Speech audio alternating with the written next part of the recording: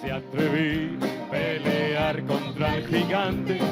Era día de victoria y de gloria para Dios. Con mi onda y una piel al gigante yo vencí, porque había provocado al Dios de Israel. Con esa palma fuerte. Enemigo yo vencí en el nombre de mi Dios. Mayor es el que está en mí que el que viene contra mí. Por un camino vendrán y por 7 huirán. Una vez más, dígalo. Al enemigo yo vencí en el nombre de mi Dios. Mayor es el que está en mí que el que viene contra mí. Por un camino vendrán y por 7 huirán. Arriba,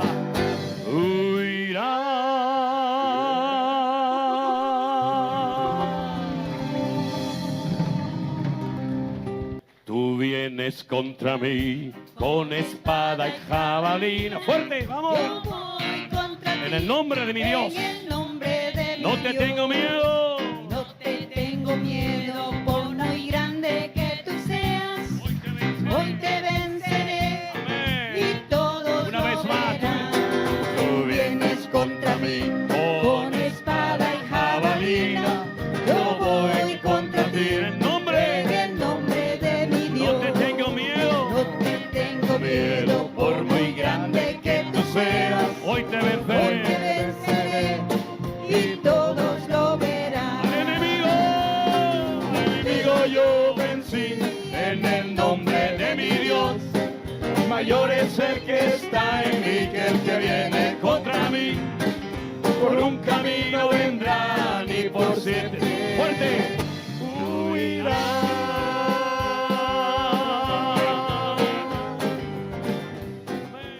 Señor, hay victoria en el nombre del Señor. No es el momento.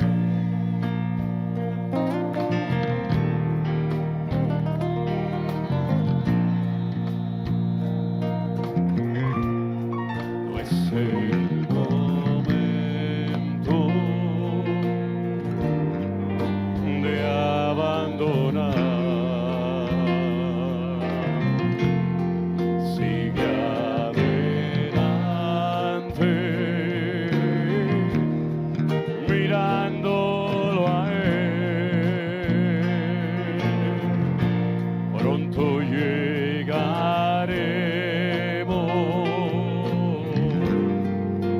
al hogar. Diga al débil, fuerte. Diga al débil, fuerte. Soy Dios.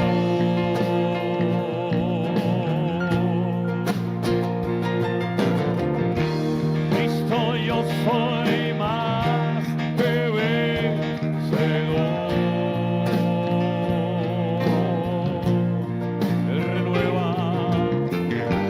Él renueva hoy mi fuerza. Hay victoria.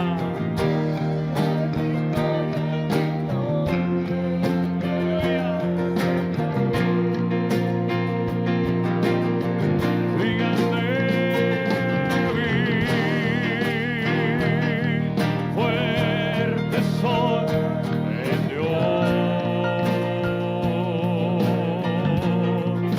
Cristo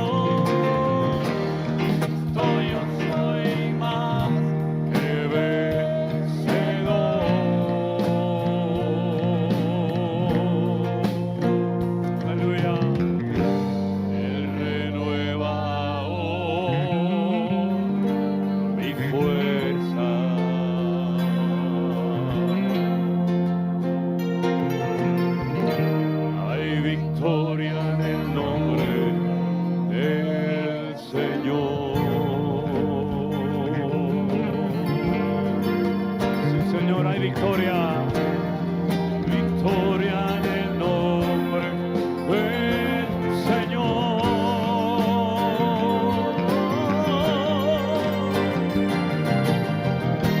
Hay victoria en el nombre del Señor.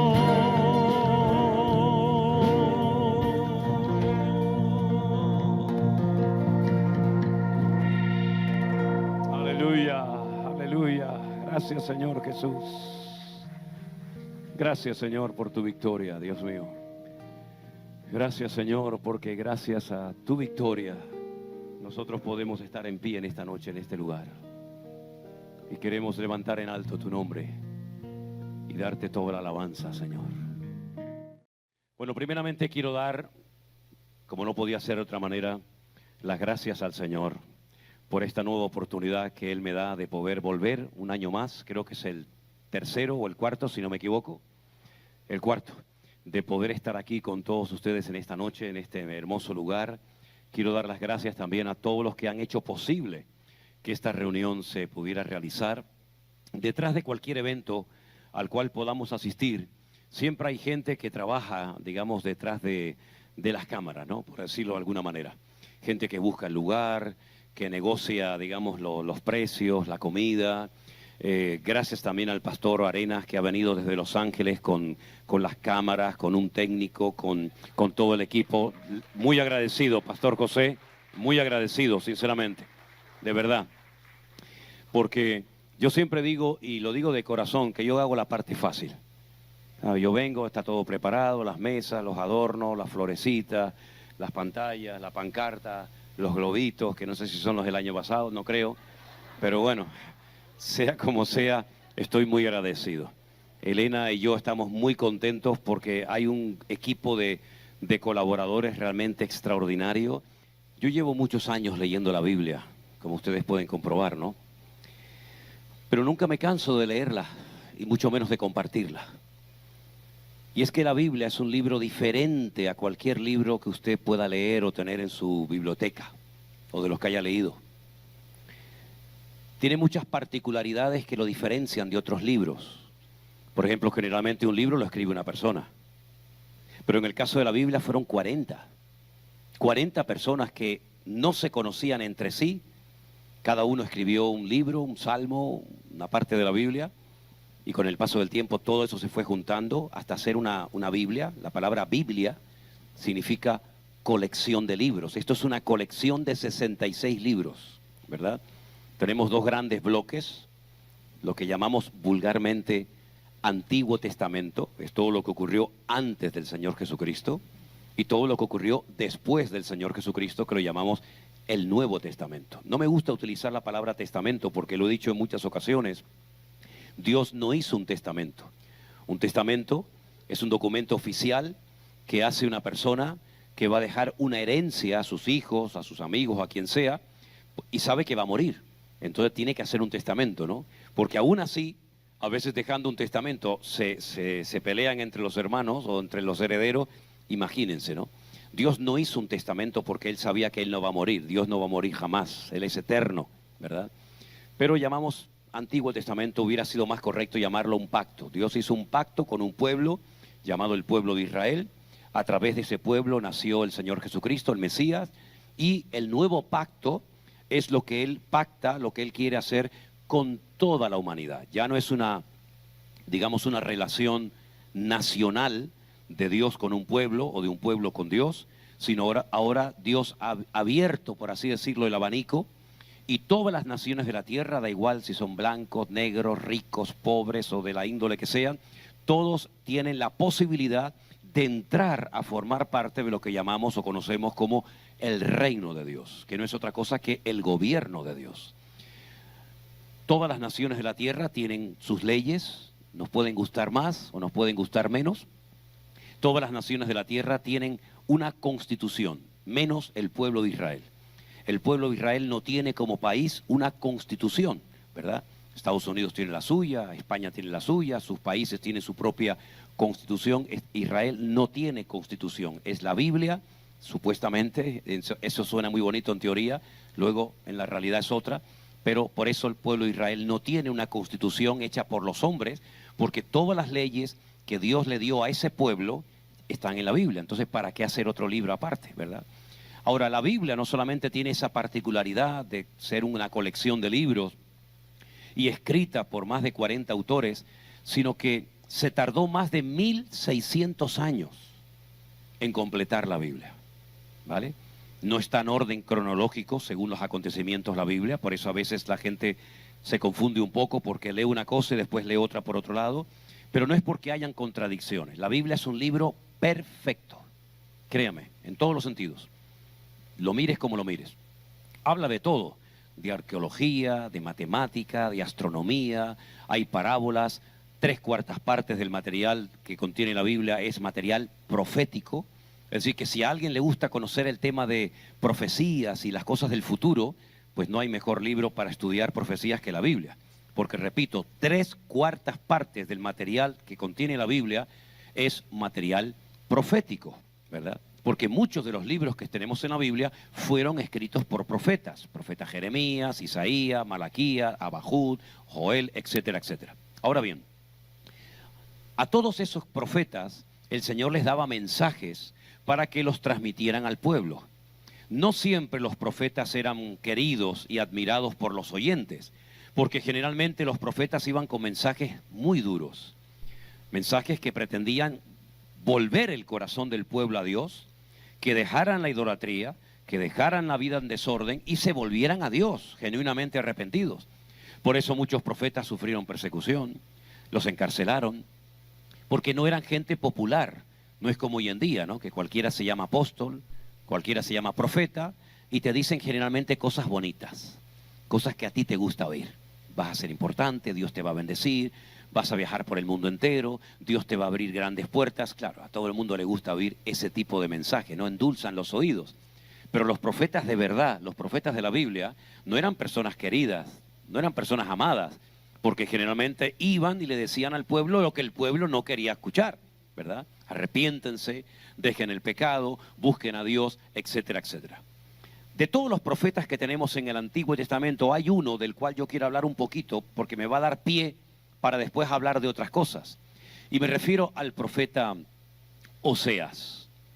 Ahora, este libro que tenemos en la Biblia, que se llama el libro del profeta Oseas, tiene 2700 años de antigüedad. Es una joya, es una auténtica reliquia y al mismo tiempo un auténtico privilegio poder tener en mi mano un libro que se escribió hace más de 2700 años. Yo creo que ninguno de nosotros, perdone si me equivoco, pero yo no creo que ninguno de nosotros tengamos en nuestra casa algo con tanta antigüedad, ¿o me equivoco? Puedes tener un libro, puedes tener, no sé, algo, pero algo que tenga 2700 años, difícilmente. Una vez pregunté, ¿qué es lo más antiguo, lo más viejo que usted tiene en su casa? Y una hermana salió por ahí y dice, mi marido, dijo. Así que muchas veces no quiero hacer esa pregunta, porque a veces la respuesta a lo mejor no es la que esperábamos, ¿no? Pero el profeta Oseas, para empezar su ministerio, Dios le pide algo muy extraño. Dios le pide algo muy raro. Nunca se lo había pedido a nadie y nunca se lo volvió a pedir a nadie más.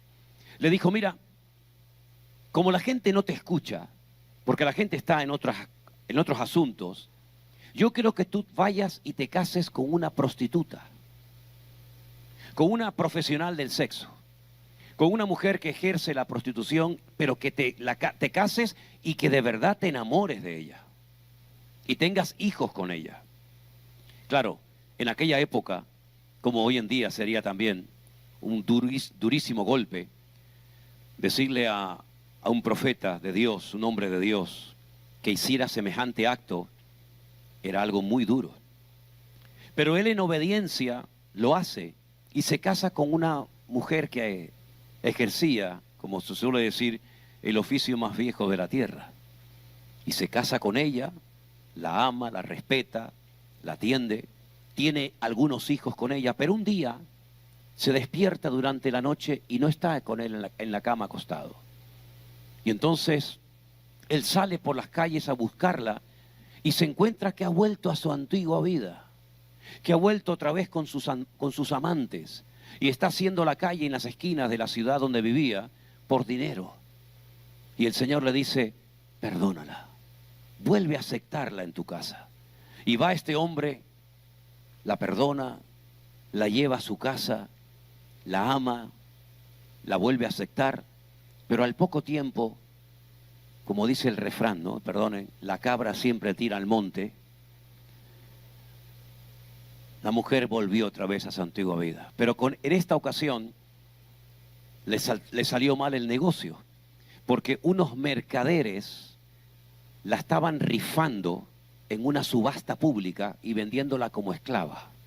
Y a los esclavos en aquella época, por supuesto no tenían ningún tipo de derecho, la exhibieron totalmente desnuda en una tarima, en una plataforma, y el que más pujara, el que más dinero diera, la compraba y se la llevaba como una esclava.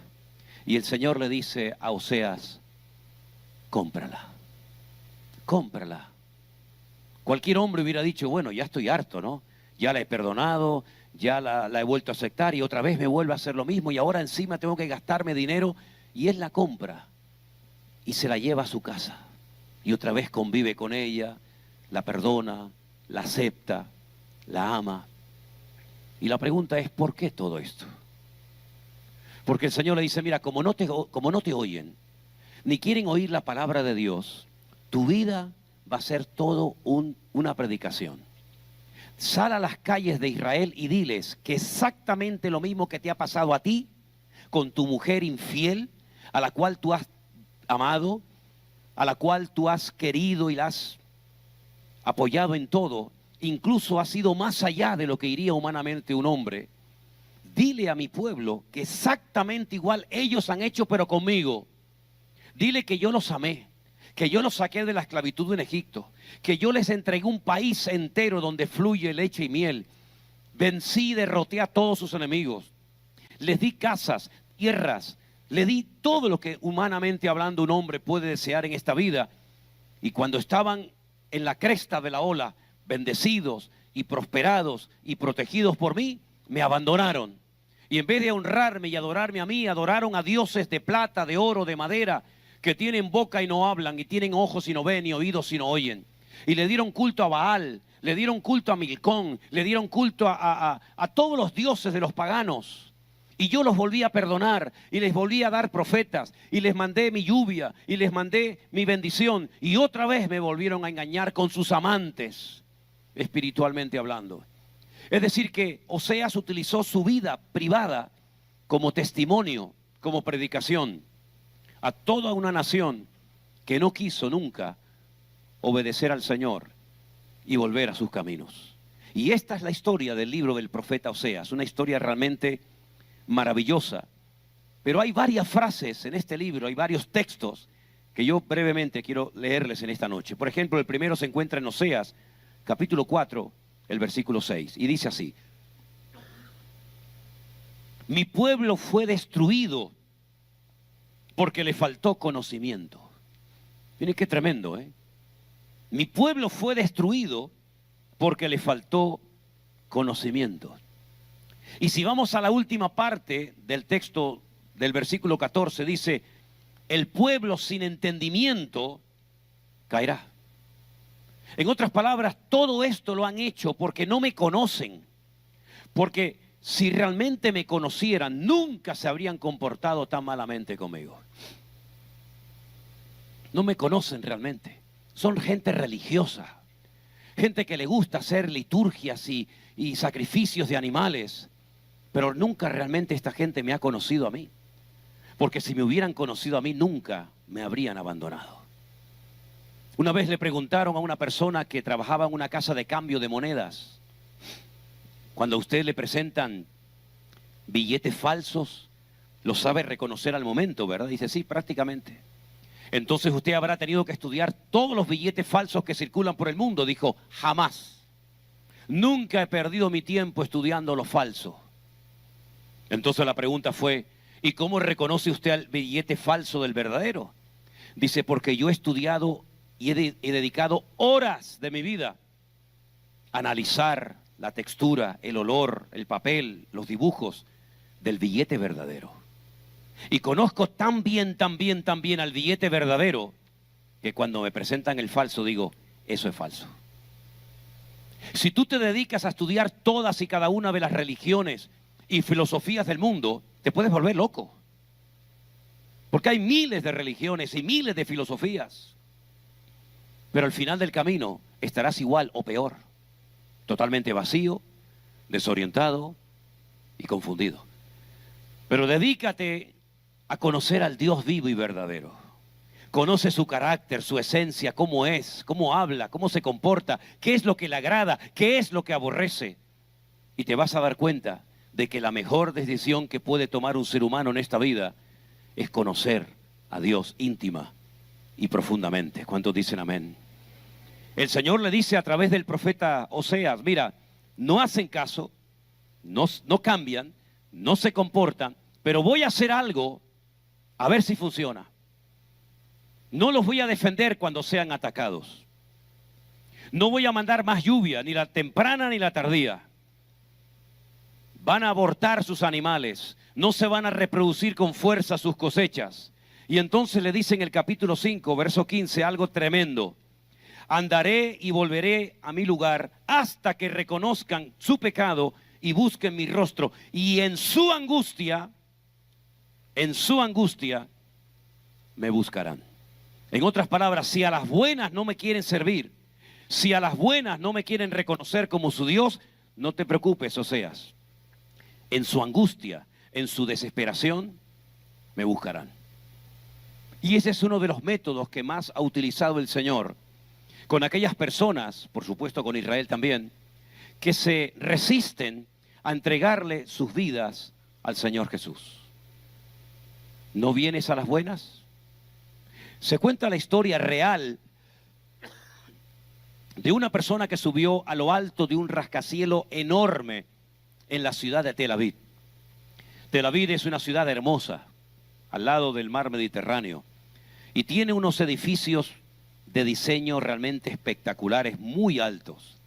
Y un hombre subió un día a la azotea de uno de esos edificios para contemplar el paisaje de la ciudad. Pero no pudo salir. Se quedó encerrado y no había forma, no tenía teléfono, no podía salir de aquel lugar y pasaban las horas y se le ocurrió una idea. Cogió su maletín, que lo tenía lleno de billetes de $100 y comenzó a lanzar algunos al aire para ver si cuando cayeran los billetes la gente miraba hacia arriba. Y comenzó a lanzar billetes y veía a la gente corriendo allá abajo como hormiguitas, buscando debajo de los coches, buscando debajo de cualquier objeto, buscando billetes y nadie miraba hacia arriba. Finalmente decidió tirar unas pequeñas piedrecitas que había por allí, por el suelo de aquella azotea, y comenzó a lanzarlas. Y entonces la gente, al sentir el daño y ver los golpes, la gente comenzó a mirar hacia arriba y se dieron cuenta de que en lo alto de aquel edificio había un hombre pidiendo socorro. Así ha sido nuestro Dios durante muchos años de nuestra vida. Nos ha mandado salud, el oxígeno que entra por tus pulmones, te ha guardado, te ha dado hijos, te ha dado esposa, te ha dado marido, te ha dado trabajo, te ha dado tantas cosas. Pero a veces creemos que ha sido nuestros méritos, que hemos sido nosotros los que nos hemos ganado con el sudor de nuestra frente todas las bendiciones y todo lo que hemos podido adquirir en la vida. Y nos olvidamos que si no hubiera sido por la gracia, por el favor y por la misericordia de nuestro Dios, no hubiéramos podido ni salir de nuestra habitación. Es más, me atrevería a decir que en esta noche, en este salón, hay sentadas personas que si no hubiera sido por la misericordia de Dios, hoy probablemente tú estarías muerto en cualquier cementerio de este país. Pero Dios te ha mostrado su misericordia. Dios ha aguantado pacientemente tus burlas, tus críticas y todo lo que has hecho en contra de Él y en contra de todas las personas que Él fue mandando a lo largo de tu vida para que le conocieras. Pero entonces dice la Biblia, en tu angustia me encontrarás. ¿Cuántos dicen amén? Es una lástima, ¿no? Ver a personas que en vez de en la bendición y en la prosperidad recurrir a Dios, tienen que perder salud, tienen que enterrar a un hijo, tienen que perder su trabajo y tienen que verse solos en la vida para clamar a Dios. Pero menos mal que hay una promesa que dice, clama a mí y yo te responderé y te enseñaré cosas grandes y ocultas que tú no conoces. Creo que la peor desgracia que le puede ocurrir a los cristianos de este siglo, de esta época, es no tener conocimiento de las cosas que están sucediendo a nuestro alrededor. Tal vez ustedes están ocupados en sus negocios, sus trabajos, que si me expulsan, que si no me expulsan, que si consigo la ciudadanía, que si no sé qué, y se han olvidado de las cosas que están ocurriendo a nuestro alrededor. La economía mundial está cambiando. La geopolítica está cambiando. Cosas que no habían ocurrido nunca están sucediendo ya en Europa, en Medio Oriente, y cada vez vamos a ver más cambios, cada vez más rápidos, cada vez más profundos. Pero a veces estamos tan envueltos en nuestros problemas, nuestras deudas y nuestras cuestiones particulares que nos olvidamos de lo que Dios está haciendo entre las naciones de la tierra. Y el año 2020, cuando muchos de ustedes nos conocieron a nosotros, el Señor habló muy claramente. Y por primera vez en la historia, millones y millones de cristianos se vieron encerrados en sus casas sin poder ir a sus iglesias, a sus cultos. Y allí el Señor comenzó a tratar y a hablar muy claramente con las naciones de la tierra. Y nos dimos cuenta de la fragilidad humana. Y nos dimos cuenta que algo que llamaban virus o como sea, que no se podía ver ni saber dónde estaba, te podía matar a ti así en cuestión de segundos. Como hubieron familias. Y he conocido en estos días, por ejemplo en San Antonio se me acercó una hermana y me dijo, yo perdí a 5 miembros de mi familia. Se murió mi marido, mi hermano, mi primo, mi sobrino. Y vimos cómo en el 2020 Dios comenzó a tocar, llamando a las puertas de las vidas, de los corazones de la gente. Algunos entendimos el mensaje. Algunos nos dimos cuenta que Dios estaba tratando, sobre todo para mí, con la iglesia. Con aquellos que decían, no, yo no tengo tiempo para ir a esas cosas. Que vaya mi mujer si quiere con los niños, pero yo no tengo tiempo para Dios. Yo estoy muy ocupado con mi camión, con mi taxi, en la construcción. Estoy muy ocupado. Y el Señor dijo, ok. Siempre tu excusa ha sido que llegas cansado, que no tienes tiempo, que hay que pagar muchas deudas. Ahora te voy a tener un tiempo dentro de tu casa y vas a tener tiempo para oír mi palabra y vas a tener tiempo para orar y vas a tener tiempo para leer la Biblia y miles de personas, hermanos, créanme, alrededor de prácticamente muchas naciones de la tierra se encontraron con Dios y en la angustia encontraron el amor y la presencia del Señor.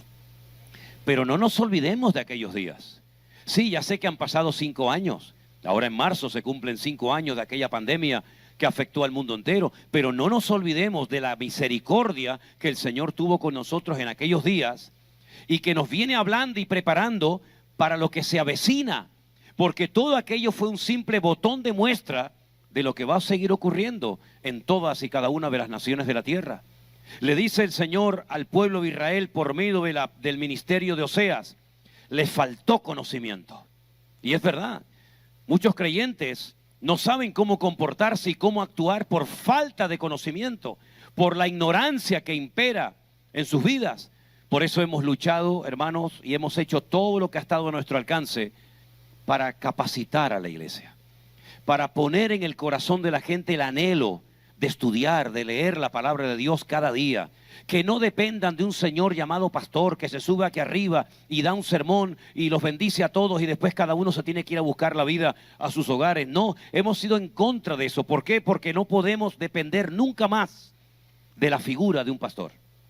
Por eso la iglesia virtual, que es algo que el Señor puso en mi corazón hacer hace 5 años, creo que ha ayudado a mucha gente a ser autodidactas. Por ejemplo, nuestra iglesia en Orlando. Bueno, también la de Las Vegas, ¿no? Ahora vamos a inaugurar otro local en Miami, pero en nuestras congregaciones no estoy yo físicamente. No hay un pastor al cual puedas acercarte, hablar, que te imponga las manos, sino lo que hemos querido es que la gente aprenda a caminar por sí misma. No es que no estamos en contra de un pastor físico, de una iglesia presencial, ni muchísimo menos. El Señor nos ha dado una tecnología a través de la cual, y es la que estamos usando, para poder estar en tiempo real en miles de lugares al mismo tiempo. Sin pedir permiso nos metemos en hospitales, en cárceles, en hogares, en todas partes del mundo. Pero sobre todas las cosas, la gente ha aprendido que ya no estamos en esa época en la que dependemos de un hombre sino que de quien dependemos es de nuestro Dios. Claro, podemos pedir oración, pero el primero que tiene que orar cuando tiene un problema es usted. Hay gente que tiene un problema de la índole que sea, económico, familiar, físico, y pastor, oren por mí. Pero una pregunta, ¿usted ha orado? Al fin y al cabo el que se está muriendo es usted, no yo. Al fin y al cabo el que tiene un problema es usted. Yo puedo orar, pero hombre, vamos a ver, yo lo que no puedo orar todos los días por 10.000 peticiones que recibimos todos los días, tienen que partir de esa base. Este hombre es un hombre de carne y hueso como cualquiera, que tiene mujer, tiene hijos, tiene sus necesidades, tiene su iglesia, tiene su vida. Y lo que no hemos querido nunca, ni lo voy a hacer, ni mucho menos, es educar a la gente a que se pegue a nosotros. Yo entiendo cuando la gente dice, hermano, yo le sigo a usted, me dice la gente, ¿no? Y yo digo para mí, digo, ay, pobrecita. Yo sé lo que usted me quiere decir, ¿sabe? Pero sigan a Cristo, miren a Cristo. Somos de carne y hueso, con nuestros defectos, con nuestras debilidades como cualquiera. Yo le puedo fallar, yo le puedo defraudar, pero conozco a alguien que ha dicho, estaré contigo todos los días hasta el fin del mundo. Aunque tu padre y tu madre te abandonen, yo nunca te abandonaré. Y es el Señor de señores y el Rey de reyes. Aleluya. ¿Saben lo que le dijo el Señor al pueblo de Israel por medio de la pluma, por medio del ministerio? En este caso del profeta Oseas? Miren, escuchen estas palabras. Él nos dará vida después de 2 días y al tercer día nos resucitará y viviremos delante de Él. Y conoceremos y proseguiremos en conocer al Señor. Ese es el esfuerzo más importante que usted puede y debe de hacer en su vida. Conocer a Dios. ¿Cómo habla Dios? ¿Cómo sé si me está hablando mi Dios? ¿O yo me estoy inventando? ¿Cómo sé si lo que soñé anoche viene de parte de Dios? ¿O es que comí muchas pupuchas? Se llaman así, ¿no? ¿Eh? Ah, pupusas. Ay, perdón. Pupusas. Perdóneme si a veces me sale alguna palabra, pero bueno, es imposible aprender toda la jerga de todos los países, ¿no? Pupusas. ¿Cómo puedo saber si lo que estoy sintiendo, esa atracción que estoy sintiendo por ese hombre o por esa mujer, viene de parte de Dios o es producto de mi imaginación y de mis emociones o sentimientos? No podemos seguir el resto de nuestras vidas equivocándonos. Tenemos que madurar y ser entendidos en los tiempos y saber en qué momento de mi vida me encuentro y qué es lo que el Señor demanda de mí. Porque el apóstol Pablo llegó a decir una vez cuando escribió una carta a los hermanos de Corinto, cuando yo era niño, ¿se acuerdan? 1 Corintios 13, yo hablaba como un niño. Yo vivía, me comportaba, actuaba, reaccionaba como un niño. Mas cuando ya fui hombre, dejé lo que era de niño. En los hombres se aprecia eso, ¿no? Esos niños que tienen esa voz, y de repente al día siguiente, hola papá, buenos días, ¿no? Dice, ¿qué le pasó a este, no? Anoche se acostó con una voz de flauta y ahora tiene una voz de trombón, ¿no? Se nota, ¿verdad? Se nota en el aspecto físico cuando una niña ya es señorita, ¿no? Pero en el sentido espiritual, ¿se notan esos cambios, hermanos? Se nota que ya no hablamos como antes hablábamos, que ya no juzgamos, que ya no criticamos. Se nota que ya no soy yo el centro de atención en la iglesia, sino que ahora mi vida gira en torno al Señor y en torno a cómo puedo bendecir y ayudar a mis hermanos. Se nota en mi forma de orar, porque hay gente que lleva toda la vida orando igual y no se han renovado en su comunión y en su relación con el Señor, ¿verdad? Y eso es lo que nos pide el Señor en estos tiempos. Madurez. ¿Cuántos quieren ser maduros, hermanos? Lo voy a preguntar otra vez, piense bien la respuesta, porque ahora viene la metralleta. ¿Cuántos quieren ser maduros? Ok. Agárrate. Para ser maduro, a veces tendrás que sufrir y llorar. Porque lo que se aprende llorando, nunca se olvida. Nunca se olvida lo que te hizo sufrir, lo que te hizo llorar. Por eso muchas veces me he dado cuenta que cuando hermanas, por lo menos en España, no sé aquí, porque a lo mejor ustedes aquí están en otro nivel espiritual diferente al nuestro allá, ¿no? Pero he notado que muchas veces cuando las hermanas se juntan para hablar, terminan hablando del parto. Y cómo fue, y cómo no fue. Y, bueno, iba a decir por dónde salió, salió por el mismo sitio, ¿no? Pero me refiero, y cuánto sufriste, y fue no sé qué. Porque es algo que una mujer, yo gracias a Dios, bendito sea Dios, que no tuve que pasar nunca por esa experiencia. Para mí sería traumática. Yo me hubiera quedado estéril toda la vida, no me hubiera quedado, ¿no? Pero lo que te hace sufrir, lo recuerdas toda tu vida. Y el Señor le decía a Timoteo a través de Pablo, cuando Timoteo le informaba de que lo estaban criticando, lo estaban menospreciando porque era un pastor supuestamente muy joven. El apóstol Pablo le escribía y le decía, sufre como buen soldado de Jesucristo. Aprende a trabajar y a gozarte en la presión. Olvídate de aplausos, eso no tiene ningún apoyo, apoyarte en aplausos, en besos, en fotografía. Eso es lo más absurdo del mundo. Aprende a sufrir, aprende a que te critiquen, aprende a ir en contra de la corriente, aprende a navegar con el viento en contra, aprende a subirte al púlpito y gozar del ministerio cuando te está criticando, cuando hace media hora te dijo que era tu mejor amigo y te iba a apoyar hasta la muerte. El apóstol Pablo, el día que se despidió de la iglesia de Éfeso, dijo, yo sé que después de mi partida se levantarán lobos rapaces de en medio de vuestros, que no perdonarán al rebaño. El apóstol Pablo le escribía a los hermanos de Corinto y le dijo, saben hermano, el problema de la iglesia no es que no crece, el problema de la iglesia no es que sean malos los predicadores, el problema de la iglesia es la inmadurez tan grande que todavía hay aquí dentro. ¿Y cómo lo sabía Pablo? Porque este dice que es de Apolo.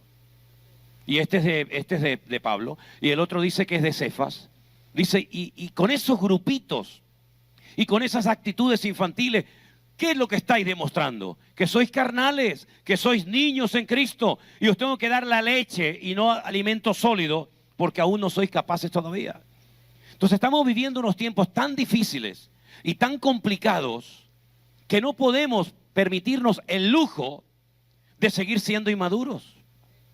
Es nuestra responsabilidad, es mi obligación personal de yo trabajar para llegar a ser un creyente maduro. Y tendrás que llorar, y tendrás que sufrir.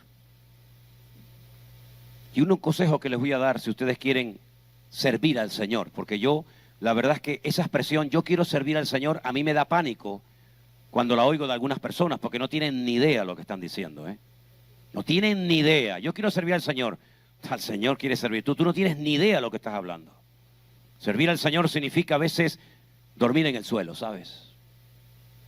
Y dormir al Señor significa que te critiquen. Y servir al Señor significa que el último en la lista eres tú.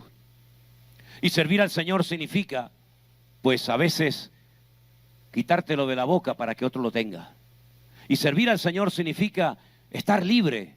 Y una de las grandes cosas de las cuales tienes que librarte lo antes posible, si dices que quieres servir al Señor, es de las deudas que tienes. Sí, ríete. Servir al Señor con deudas es una tortura. Porque tu mente no puede estar en cómo pago esto y cómo pago aquello y el tax que no le debo y la tarjeta que de crédito no sé qué. Tú tienes que ser libre para poder servir al Señor. Porque el que quiere servir al Señor tiene que adaptarse a la vida del Evangelio que dice, teniendo sustento y abrigo, estemos contentos con esto.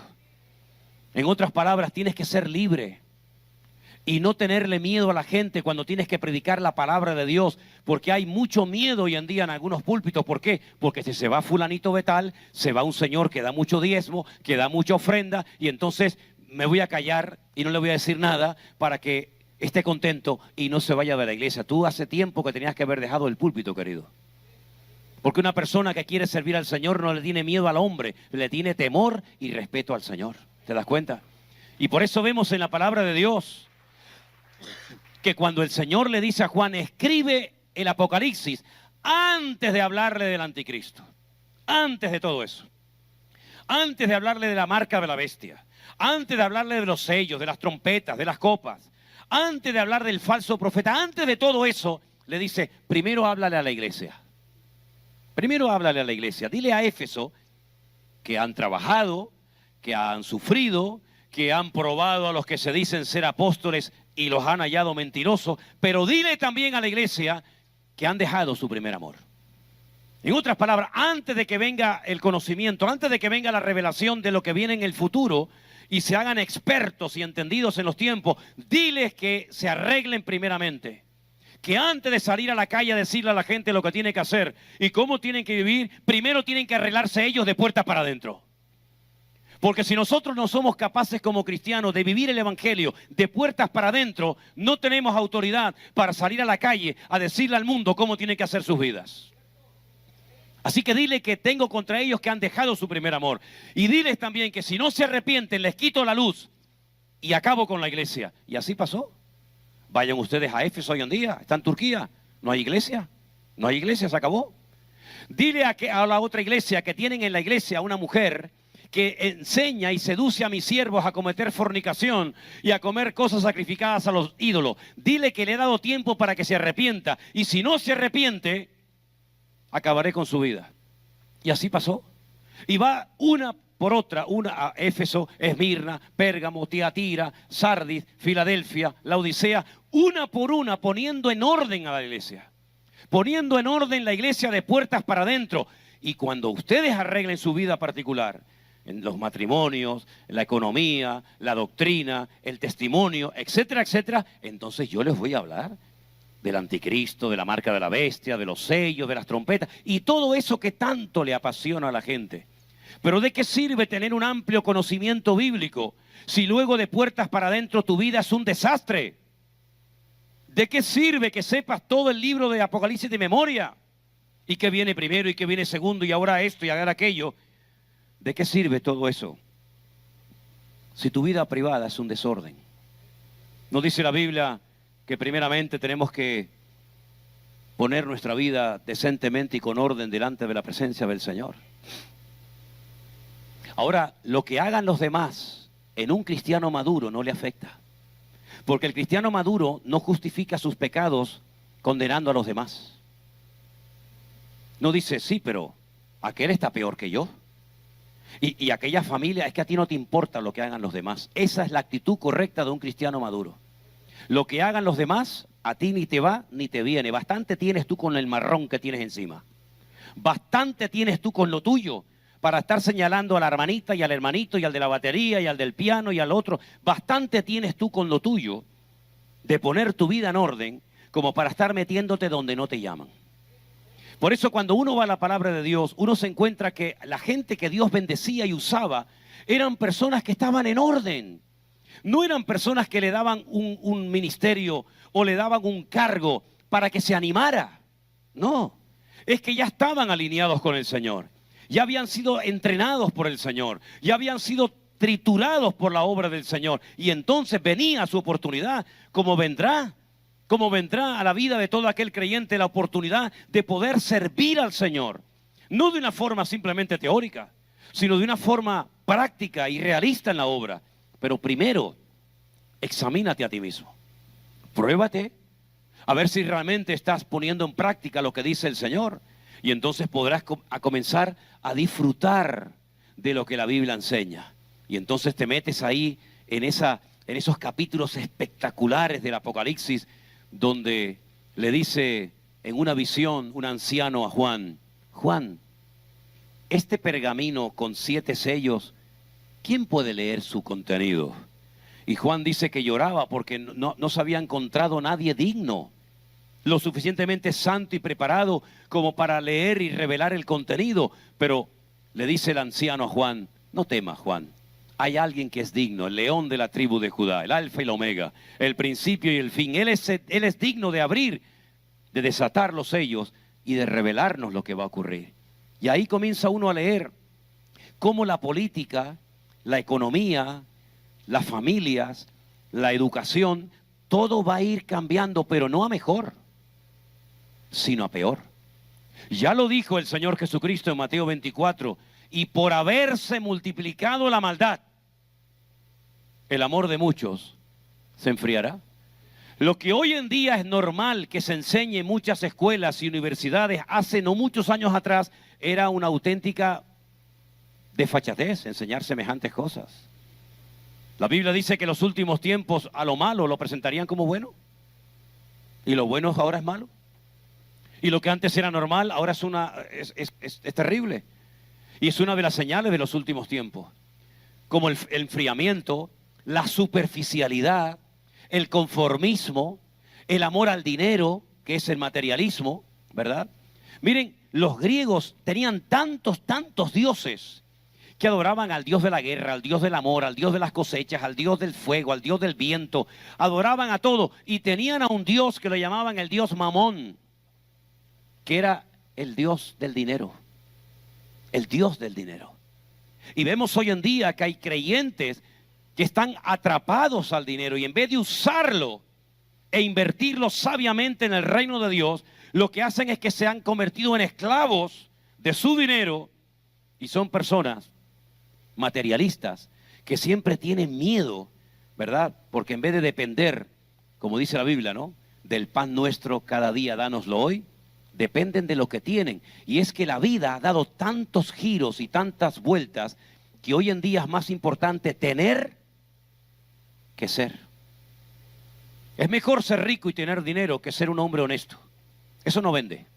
Es mejor tener un buen carro y una buena ropa y un buen, propiedades. Es más importante el patrimonio personal que ser una persona honesta, fiel, responsable, puntual, etcétera, etcétera. Eso no vende, eso no es popular. Es una de las señales de los últimos tiempos. Y la Biblia nos enseña que nosotros los creyentes tenemos que ser en todo momento y en todo lugar, da igual si usted está en su país o en otro. Usted ha sido llamado para ser sal de la tierra y luz del mundo. Ya sé que son dos elementos muy conocidos, pero ojo, en los tiempos de la Biblia no existía este tipo de luz. No era tan fácil como llegar a un sitio, pum, le doy a un botón y ya se ilumina una habitación. No, de eso nada. Era todo un trabajo el poder tener luz. Eran lámparas de aceite. Y el aceite, hermanos, no se consigue así fácilmente. Hay que esperar a que salgan las aceitunas, hay que llevarlas a prensar, hay que extraer el aceite. Y entonces, después de un largo proceso, usted podía tener algo de aceite para encender una lamparita, pero no una iluminación tan grande y tan llamativa como esta, ¿verdad? La luz era algo que se apreciaba mucho en aquellos tiempos, donde había tanta oscuridad, no había alumbrado público, no había tantas luces como hay hoy en día, de LED, ¿verdad?, de linternas, etcétera, etcétera, sino que era algo mucho más modesto, pero la luz se apreciaba muchísimo. Y la sal, ni le cuento. Fíjese hasta qué punto era importante la sal, que la palabra salario viene de la palabra sal. Porque cuando una persona tenía mucho pescado, que recién había pescado, como por ejemplo los discípulos de Cristo, o habías matado una serie de animales, tenías que salarlos para que el proceso de descomposición no terminara arruinándote la comida. Y entonces los salaban, y cuando atravesaban el desierto podían llevar pescado y podían llevar carne, porque iba salado, si no se pudría y se echaba a perder. Y el Señor Jesucristo dice, ustedes tienen que hacer la misma función que hace la sal. Y permítame decirle que hay 1000 tipos de picantes. Hay muchísimos tipos de picantes, pero la sal es insustituible. No hay nada que pueda sustituir a la sal. La sal es única, irrepetible, no hay otra. Así que, mis queridos hermanos, la responsabilidad que usted como cristiano tiene y yo en estos tiempos difíciles es muy grande. Porque a lo mejor, no lo sé, pero a lo mejor tú eres el único miembro de tu familia que es convertido. A lo mejor tú eres el único cristiano en ese puesto de trabajo. Y aunque ustedes vivan en este país que supuestamente es cristiano y que supuestamente, ¿verdad?, fue fundado sobre la palabra de Dios, olvídense de eso. Este país está tan necesitado como cualquier otro país del mundo. Y el Señor a ti te ha dado la oportunidad y el privilegio de conocerle, de nacer de nuevo, de entender el Evangelio, de tener la palabra de Dios en tu propio idioma, para que la puedas leer y escudriñar y memorizar todas las veces que quieras. Pero tienes que mentalizarte de que tú tienes una función que cumplir en ese lugar donde yo no vivo, donde yo no trabajo ni estudio, pero Dios te ha puesto ahí como sal y luz de la tierra. ¿Cuántos dicen amén? Y por eso tienes que madurar y ampliar tu conocimiento de Dios y de su palabra. Porque muchas veces la gente hace lo que hace porque no conocen la palabra de Dios ni al Dios de la palabra. Hemos leído en esta noche en el libro de Oseas que cuando no hay conocimiento, el pueblo es destruido. Cuando no hay conocimiento, somos engañados y manipulados. ¿Cuántas veces ha habido creyentes, hermano? Me pasó en la pandemia, cuando hacíamos aquel programita del pastor online, ¿se acuerdan? ¿Cuánta gente ha salido heridas, lastimadas, mal de muchas congregaciones, porque fueron víctimas de una mala enseñanza, de una mala doctrina? La época cuando me llegaban las preguntas de hermanos del Perú, que me preguntaban cuánto vale bautizarse. Hoy hemos tenido 3 bautismos. Después creo que repartiremos los diplomitas, ¿verdad? Y yo preguntaba, ¿cómo que cuánto vale bautizarse? No entiendo su pregunta, hermano. Sí, mire, es que en mi iglesia, los que queremos bautizarnos, el pastor nos ha dicho, nos ha enseñado, que tenemos que darle un sobre, pero con una buena cantidad. Y después, durante un tiempo, tenemos que seguir pagándole como una cuota para ser bautizados. ¿Y yo qué decía? Lo mismo que les digo hoy en día a la gente, salga corriendo, corra de ahí, hombre, salga corriendo de ahí, no se haga copartícipe de esa enseñanza totalmente antibíblica. ¿Cómo que cuánto vale? Las hermanas que se bautizaron hoy están aquí. Aquí hay 2 y había una tercera que no sé dónde anda. Ok, perdón, ahí está, sí. Es que con estos focos, le digo, no veo ni de aquí a allá. Miren, ¿cuánto pagaron ustedes? Saben que después tienen que pagar, ¿eh? Por favor, por favor. ¿Cuánto tienen que pagar las personas por ser bautizadas? Nada. Cuando vino la época de las primicias, ¿se acuerdan? Las primicias, digo, ¿y qué son las primicias? Explíquemelo. Explíqueme quién fue el primero que enseñó el tema de las primicias. ¿Cómo se llama en hebreo las primicias? ¿Cómo se daban las primicias? Porque si la Biblia dice que tenemos que dar los primeros frutos, ahora que tenemos nuestra finca en Alicante, que tenemos naranjas y limones por todos lados, si usted observa un árbol de naranja, no salen así todas de golpe. Si yo tengo que dar los primeros frutos, ¿cómo diferencio los primeros de los segundos de los terceros? ¿Cómo se hacía, si yo era agricultor, cómo selecciono los primeros frutos? Porque no es todo el árbol que tenía que darle, eran los primeros frutos y durante un tiempo. ¿Cómo hacían? La gente no sabe. Entonces, ¿qué le decía yo a la gente? Otra excusa más para sacarle la pasta del bolsillo a la gente. Claro, algunos se enfadaban, ¿no? Y decían, este hombre lo que está enseñando, a mí me da igual lo que me digan de mí. Créame que llega a un punto de mi vida que me da igual lo que digan a favor o en contra de mí. Pero queridos hermanos, si usted tiene un conocimiento amplio de la Biblia, usted puede decir, no, perdone, pastor, usted será el pastor o el susun corda, como si quiere, vamos, a mí me da igual. Pero es que lo que están enseñando no es bíblico, no está en la palabra de Dios. Y como también he dicho, una mujer no tiene la responsabilidad de someterse a un adúltero, a un mujeriego, a un hombre que está dominado por el mundo. No, usted se somete a un hombre que cumpla la palabra de Dios, no a un mujeriego, no a un sinvergüenza, que no, aquí mando yo. ¿Qué vas a mandar? Tú no mandas ni en tu vida, querido.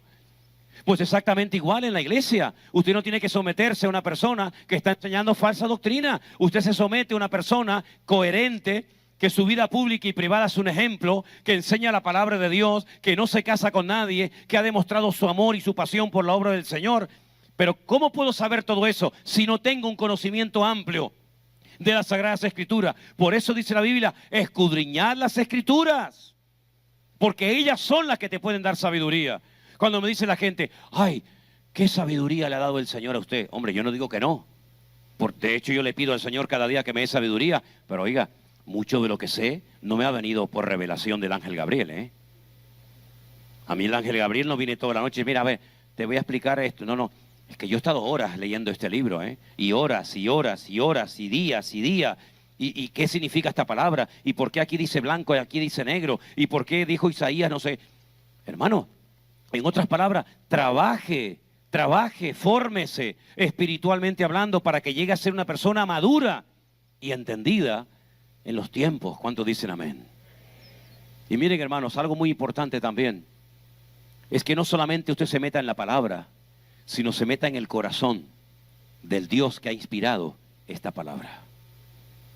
Porque hay gente que sabe mucho de la Biblia, pero luego su vida deja mucho que desear, porque no conocen al Señor. Le voy a poner un ejemplo. ¿Ustedes recuerdan el personaje de Abraham? ¿Saben quién era Abraham, verdad? Ok. Él vivía aquí, en Kuwait, Ur de los Caldeos. Canaán está allí. ¿Para qué se tiene que mover este señor de aquí? Allí. Allí no tiene amigos, no tiene familia, no tiene nada.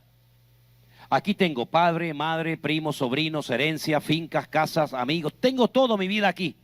Pero dice la Biblia que él oyó un día la voz de Dios que le dijo, Lej leja, sal, déjalo todo y yo te llevaré a una tierra que te la regalaré a ti y a tu descendencia para siempre. Y él llega y le dice a su padre, Dios me ha llamado.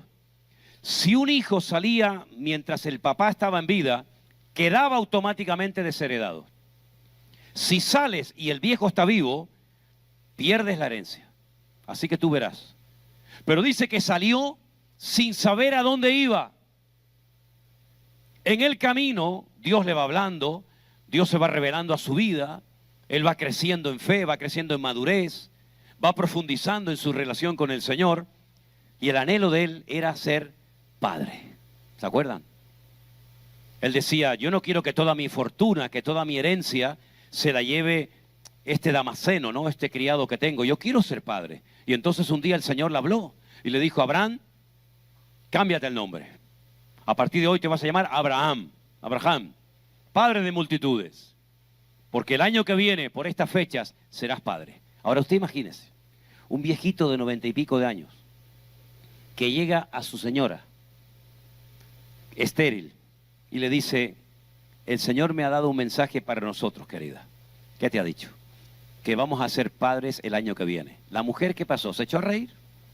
¿Se echó a reír? Dijo, por favor. Estás ya devariando, ¿eh? Yo voy a ser madre. Por favor. Pasaron 30 años. El hijo no venía. Todos conocemos el resto de la historia. Al final nació el hijo de la promesa, ¿sí o no? Nació Isaac, el que te hará reír. Yitzhak tiene una letra que la convierten en futuro. Yitzhak, el que te hará reír en el futuro. Llega un día cuando el niño o el muchacho tiene 40 años. Olvídense de ese cuento de las escuelas dominicales de un niñito chiquitito que lo llevan a la... No. 40 años tenía Isaac cuando el Señor le dice a Abraham, vete a lo alto del monte Moriah, 3 días caminando de Beersheba a Jerusalén, lo pones sobre un altar y lo sacrificas. Y él se despide de Sara, el hijo se despide de su madre, la cual nunca volvió a ver, algunos dicen que se murió de tristeza la pobre vieja, se va a Jerusalén y lo va a poner sobre un altar y saca el puñal para degollarlo. Mi pregunta es, si el Señor te habló y saliste de Ur de los Caldeos es porque oíste y entendiste la voz de Dios. Así de claro.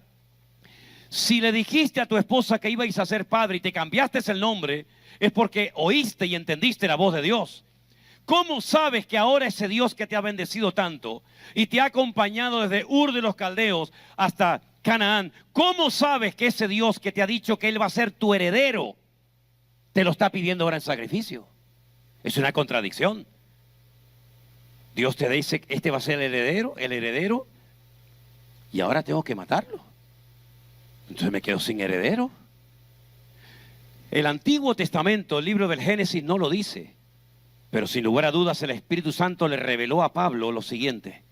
Dice que Abraham era un hombre de tanta fe y de tal conocimiento de Dios y de su voz, que él creía que si mataba y sacrificaba a su hijo Isaac sobre el monte Moriah, el Señor se lo podía devolver resucitado. ¿De dónde sacó eso Abraham? Si él nunca oyó a nadie que había resucitado de los muertos. Nunca nadie había resucitado de los muertos en la época de Abraham. Pero ¿cómo él sabía que su Dios se lo podía devolver de la tumba?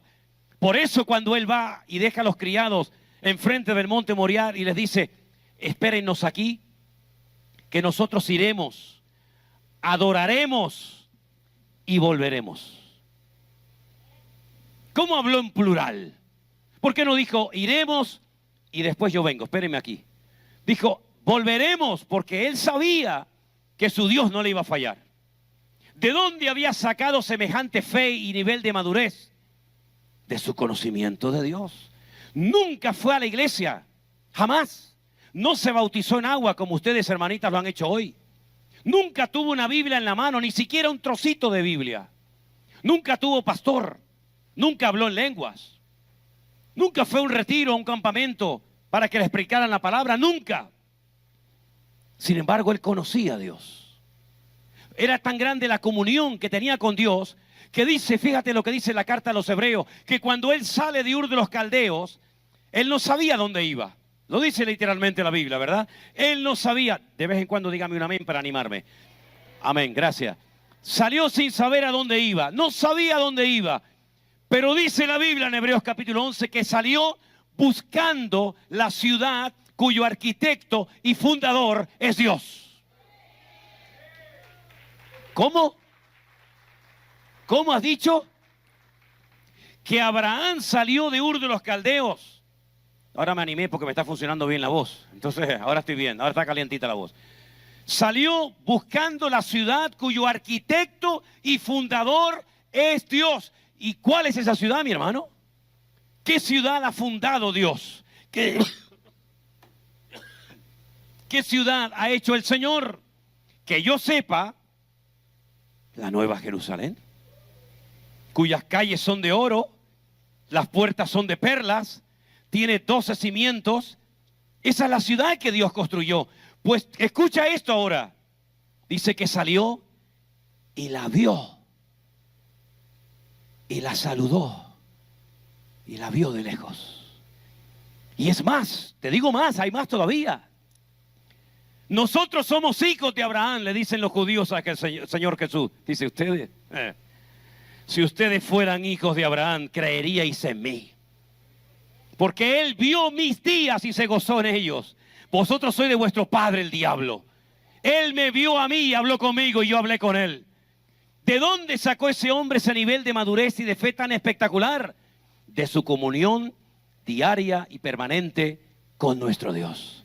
Y el Dios de Abraham es nuestro Dios, pero quiere que pasemos tiempo con Él, que le conozcamos y que le sirvamos con todo nuestro corazón. Fuertes aplausos a nuestro Dios.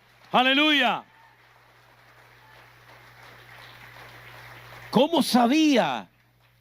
¿Cómo sabía que Dios le hablaba? Ahora me lo da, ahora me lo quita, ahora salgo, ahora entro. Pero él transmitió esta enseñanza a su hijo Isaac. Porque escucha esto, si me estoy alargando me avisan. No, porque como no me voy hasta la semana que viene, yo me animo, ¿viste? Su padre, Abraham, cuando tuvo necesidad en Canaán, dijo, vamos a Egipto. Egipto era América en aquellos tiempos. Era Estados Unidos. Pasa que se llamaba Egipto. Mitzrayim en hebreo. Mitzrayim. Allí siempre hay comida, allí hay abundancia, allí hay agua. Aquí no tenemos nada, estamos muriéndonos de asco. Vamos porque nos vamos a quedar sin ovejas, sin camellos, sin nada. Y se fueron a Egipto. Cuando su hijo es grande, vuelve otra vez la sequía, la falta de agua, la falta de provisiones. Isaac dice, voy a Egipto. Mi padre bajó a Egipto y el Señor dice, no, tú no vas a bajar a Egipto. Tú no vas a Egipto. Tu padre bajó, pero yo a ti te prohíbo ir a Egipto. Y Isaac le dice, pero Señor, si yo me quedo aquí viviendo en Beersheba, que es todo tierra y polvo y arena, aquí me voy a morir. Mis animales se van a morir. ¿Qué futuro le voy a ofrecer a mi familia?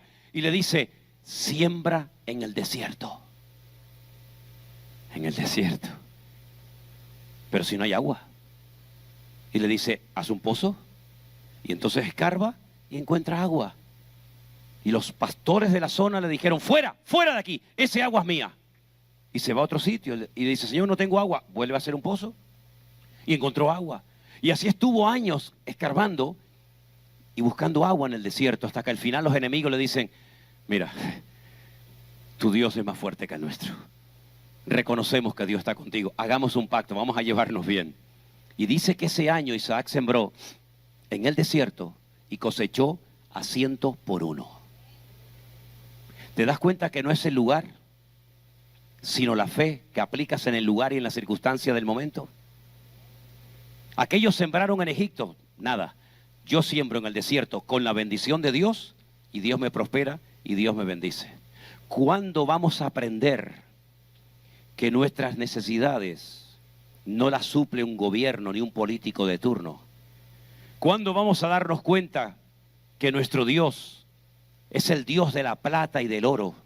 Y que donde yo me encuentre, el Señor estará conmigo todos los días como poderoso gigante. ¿Cuándo vamos a entender que no hace falta entrar en momentos de crisis para obtener la bendición y el favor de Dios? ¿Cuándo vamos a entender que conociendo a Dios, yo podré vivir en paz en cualquier parte de la tierra donde yo me encuentre? Porque más vale, y termino, más